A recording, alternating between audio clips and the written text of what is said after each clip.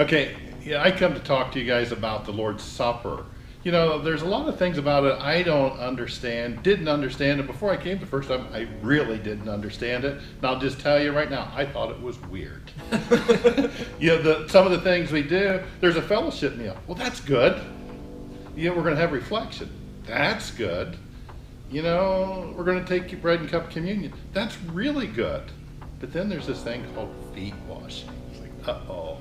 What does that mean? That seems weird. And then on top of that, they used to not call it the Lord's Supper, they called it love feast. It's like, okay, what does that mean? That's even weirder yet in my mind, love feast. Well, as you come, you find out it is a love feast, but it's God's love feast poured upon us through Jesus. So yeah, love feast is okay. We call it the Lord's Supper now, and that both terms are fine.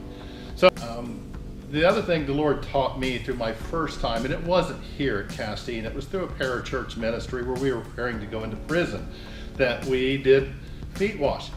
Anyhow, they like to surprise you. So, the Lord nobody told me we were going to be doing that particular night. And through the feet washing, God wants to teach some of us different things. Some of us He wants to teach to be a servant. Other people He wants to teach to be served. So as I think about that first time I went, it's like, oh, what did He want to teach me? I don't remember the person's feet that I washed. I really don't. That was because I had no problem serving. As I became a believer, God tells us to serve. But there's this other part that He tells us we need to be humbled. Ooh. And God will humble us sometimes. And you can do it the easy way, you can do it the hard way. Sometimes I choose either one or both at the same time. But this particular night, I walked in, and we had this time of reflection. It was really good. And then these men put these tubs out in front of the church. And then they started filling with water.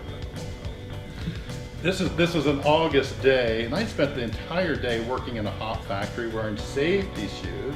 And I like to wear these big, black, heavy cotton socks that have a lot of cushion to make your feet feel good while you're working. So can you imagine, and I think this pair may have been really new or brand new. So when you take your socks off, those black socks, guess what? You get this lint, you got stuff stuck to your feet, and it's black stuff stuck to my feet, and we're going up there to get our feet washed. So as I'm walking up, there's a man I knew just a little bit. I still remember his name today. His name was John Alborn. As I go up there and sit down, he looks and he's like, man, some people, prepare before they come, but you came really needing your feet washed. They had black lint, they needed washed. And I think that was like the guy, my feet were pretty clean compared to what Jesus washed that night. I just had some black lint and sweat and stink on them. But that's like our lives. We have dirt, we have stink on our lives that Jesus wants to wash, just like our feet.